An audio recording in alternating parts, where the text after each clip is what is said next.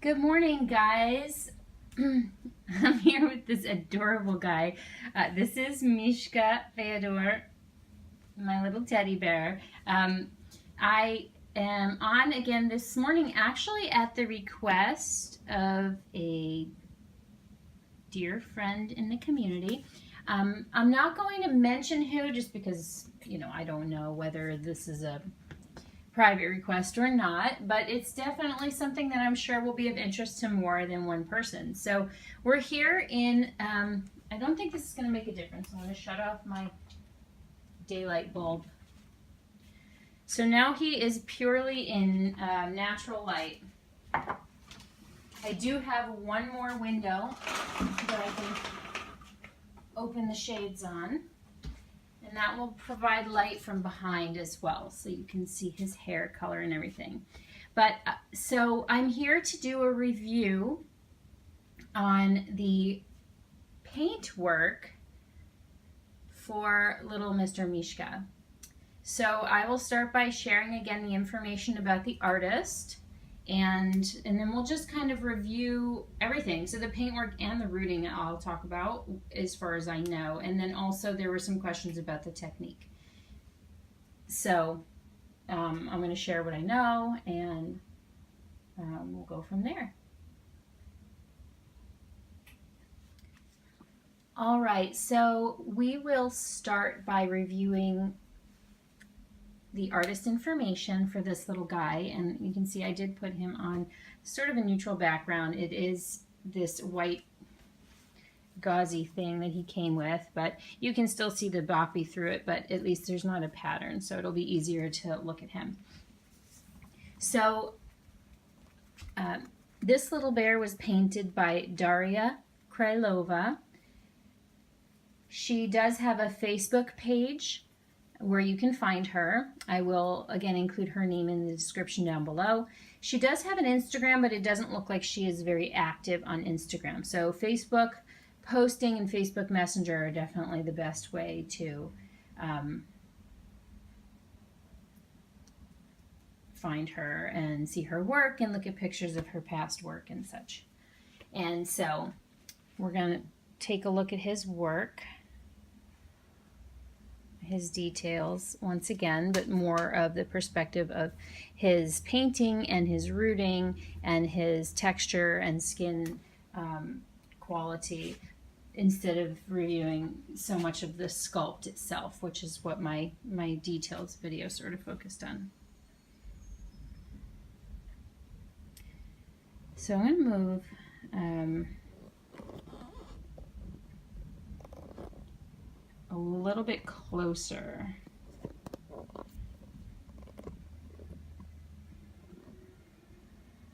Let's see.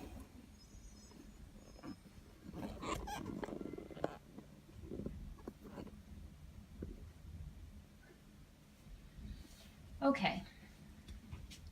We're going to move this little teddy also.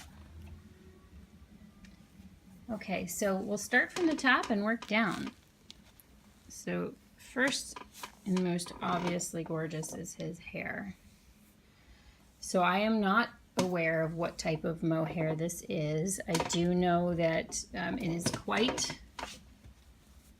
quite well known in the community that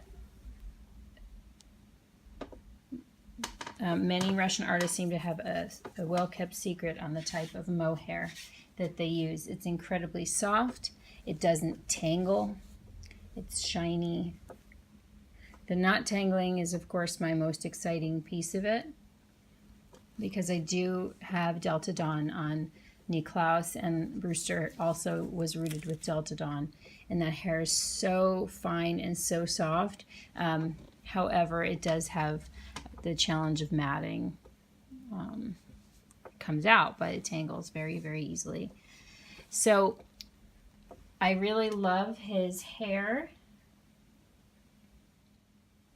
Charlie, my other baby that I also purchased from a Russian artist, has soft, incredibly soft, gorgeous mohair as well, and rooting, real baby fine rooting, but her hair is shorter, and so it's easy to see not tangling with the shorter hair. Like Ronan, his hair can't tangle, it's so short. But you can see here that his hair is longer. And also,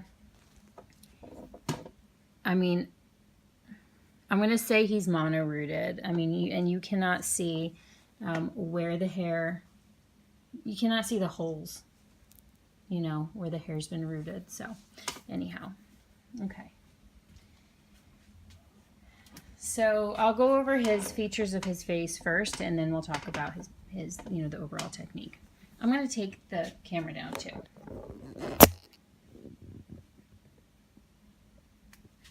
Okay. So his eyebrows are painted as well. They're painted gorgeously. Okay, you can see each individual hair is painted on there, and then they thin towards the middle of the brow. They get thicker towards the outside, which is very realistic. Oh, and then you can see with the hair, he does have the baby fine hairs. And then his eyelashes are rooted, and they're done really well. I feel that they're done very well. And they're probably the same color as his hair, if not just a shade darker. Okay, he's got little milk bumps on his nose. Oh, he's got a little eyelash on his nose too. And on his chin a little bit, the little milk bumps. Okay, and I can see more of them now around his eyes. They're very subtle. I didn't even realize until, you know, I was reweighting him and taking photos after that he even had those. I'm not sure. His nose is not opened. Okay. And then his lips are the perfect color pink. He looks so big. You can see how tiny he is. You see my hand. I'm not a big person. All right. And then he's got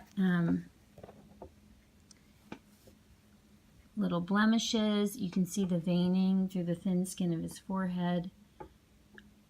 I love the blemishes. I love that they are not pimples, but I also love that they are, they vary in how much they show up and that they are not overdone. He doesn't look injured or sick. He just looks real.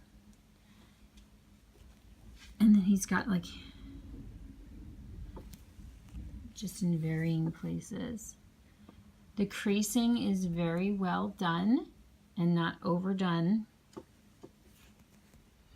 His nails are tipped and glossed. I know that there's some variations in preference there because, you know, I don't know that it's status quo for babies to be born with such perfectly manicured nails, but I don't know. I haven't had one, so.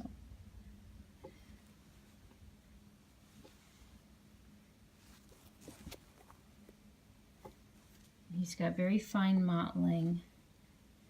If you are new to learning about the Reborn painting techniques and terminology, mottling is like, it's like that red and white, well, red pattern, almost like the crisscross pattern, which basically is just, it's where the blood, you know, the circulation to the skin. You see it like if you're cold, sometimes you'll see it. So it'll be like a red crisscross. Let's see. You can see it's almost like that blotchiness. That's the mottling, and it's just the blood circulation under the skin.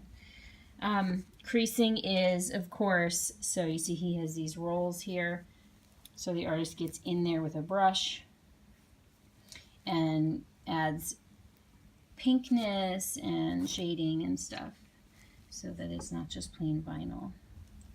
So she did a good job. The lighter ones are pinker and the deeper ones are darker.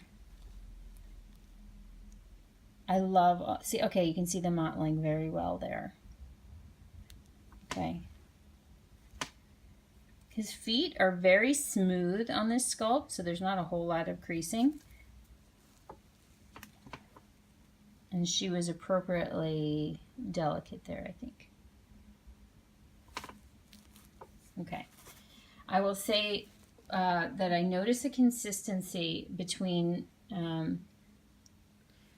looks like some of the gloss has lifted on one nail. That happened with Ronan too.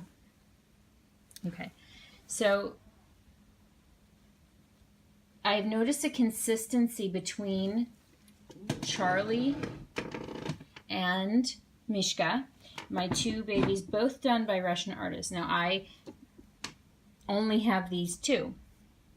I have seen some of the work from, Darya Krylova on some of the other collectors' channels here, and I've heard their reviews, and so there's, it seems to be a similar experience for them, that the painting is like, I'm going to use the word subtle,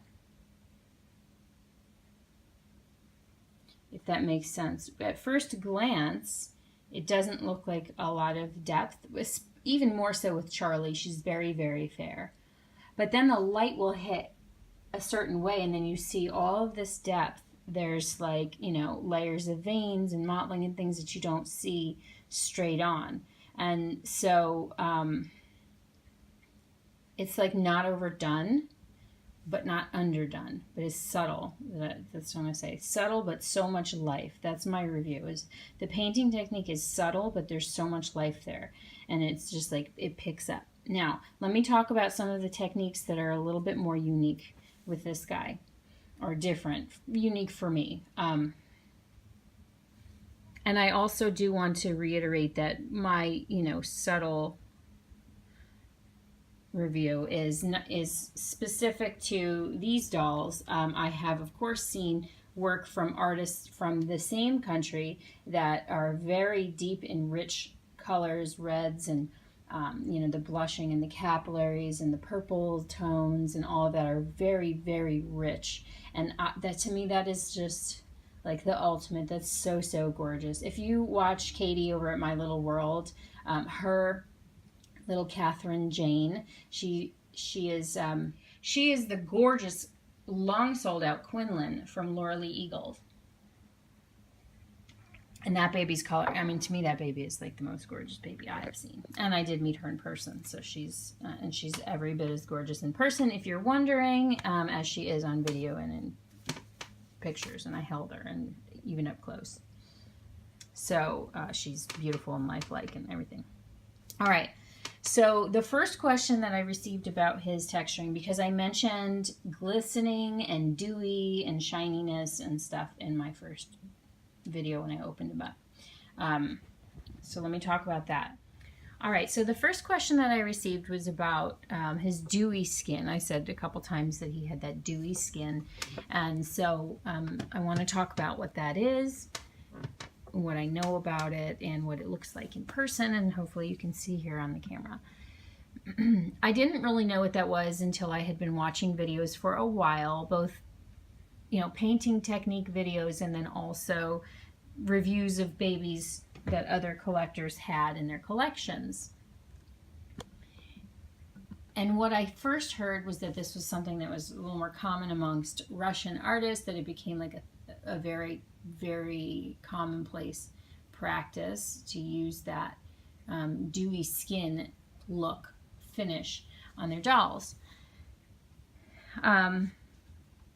So I did look into it. There is actually a product, a medium called Dewy Skin. Now that can be used for sealing the paint, creating texture, and creating like matte varnish effect. So it can be used for all three, and you can vary the way, whether it's shiny or matte, based on, you know, application and cook time, bake times, and things like that. So when I look at this baby, okay, he looks like, you know, when you say dewy, it's kind of like moist, I guess. He doesn't look sweaty.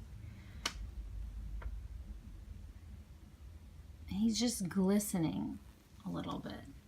Okay, so sometimes in pictures and on camera, the dewy skin can make the baby appear shiny. But it's more reflective and moist looking, okay? So it's reflecting the light. And so what it's actually doing for me in person is, particularly from like, you know, 9 inches or more away, certainly from a foot away, is it is giving more life to the skin. She has also created texture. Let's come back in close again. So he's not, it's not a satin finish. He's not, and he's not smooth. He's textured. And you can kind of see it.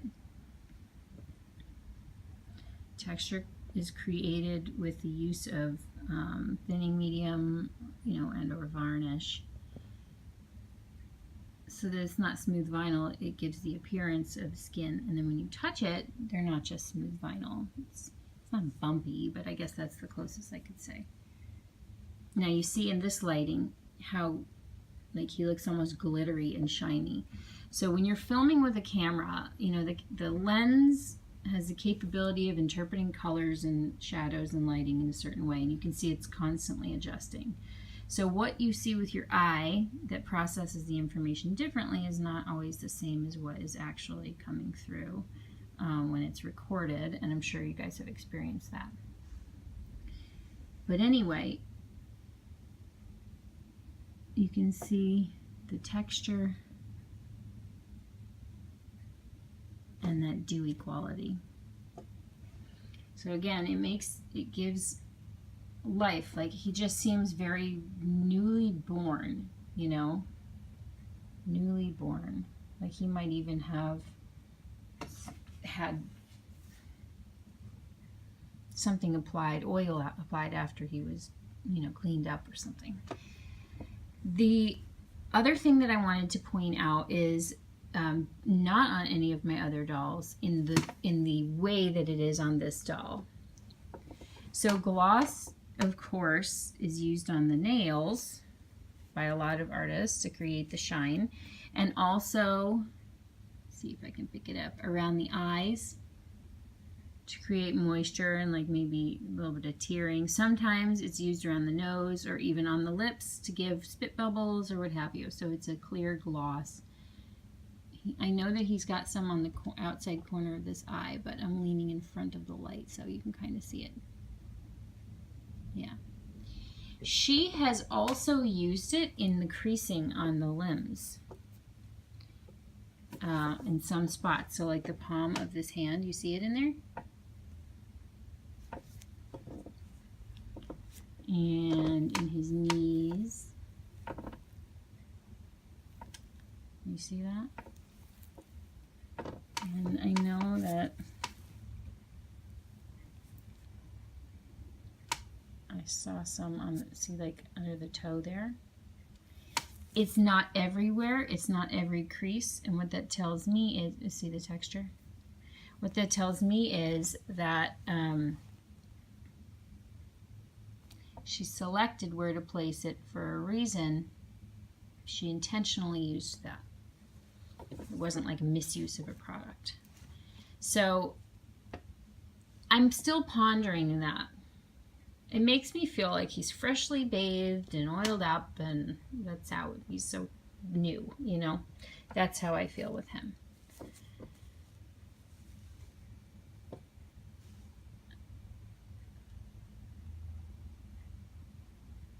Now sometimes, like right now I don't know how this will appear until I watch the video back, but we were talking about the camera picking things up and lighting and stuff. Even with my skin, you can see it. For some reason, he looks yellow sometimes, like jaundiced a little bit. He does have more yellow undertones, which is closer to my skin. You can even see that in mine. He's a little pinker, but he's a brand new being. Sometimes he comes through a little bit more yellow than he is when I'm looking at him close up. And I don't know how much yellow will come through when you guys watch this back, but anyhow. So with the Dewy Skin, my review or my opinion, reaction is I really like it on him. There was like a split second where I was like, whoa, what is this, when I saw him? But because he's so little and so young and so fresh, it really works for him. And it brings so much life to his skin. It gives a real living quality, a real reflective quality, and I really am enjoying it on him. I don't think that I would appreciate it as much on an older baby. Yeah. The last question I received from someone else was, why do I think that so many dolls from Russia are like notorious for coming with such little amount of weight in them? The most common and most obvious response to that is, you know, first of all, it costs a lot to ship from Russia to the United States. On average, I've been quoted $80 to $100. I don't know the exact cost. I haven't taken the cost off of the labels and done the conversion rates or anything, but the second thing is, and this I noticed with Charlie, it allowed her to be posable in a really great way where her head was easier to prop up, her arms will stay up in the air. It creates a lot more photo opportunities, and a lot of artists do that here in the US, particularly before they ship the baby out. When they're doing their photo shoot, the baby might have a little bit of polyfill or polyquilting in the body, and, you know, little to no weight in the limbs, so that they can be placed in a lot of really realistic poses. In fact, when I got Ellie Sue, she was weighted really interestingly, but she could bend and fold in such amazing ways that the other babies couldn't. So I think that photography and display considerations may be an additional reason, but every artist weights differently. There are artists in the US that put very, very little weight. Some of it's keeping the cost of the dolls down. Some of it is a matter of preference. So this sculpt with the weighting, I have experienced this through a friend that also has a baby like this, that and when he showed up, if you overstuff the body of this little tiny guy, he becomes like a stick figure. So the legs won't cross. You can look in the prototype pictures, and the feet are crossed. There are different poses on the side and stuff where the feet cross, and he can very easily do it, especially if I turn, you know, the one leg just a little bit, and it makes him cuddly. Because you see, when his legs just stick straight out like pins, it's difficult to cuddle, you know, a rigid thing. But he will fold up. We'll finish with that, actually. We'll finish with me holding him. Okay, guys. First off, I am indeed wearing Jason Voorhees on my shirt today. It's my very favorite shirt. Okay, we'll make this a little bit more baby friendly. Okay. So you see, he can become quite the little nugget for snuggling.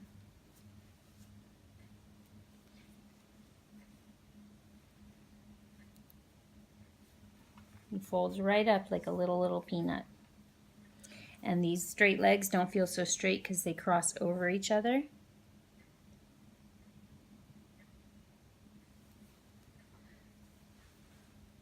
Yeah. So there he is, my little bear. Oh, he just brings a lot of smiles and joy with this little face.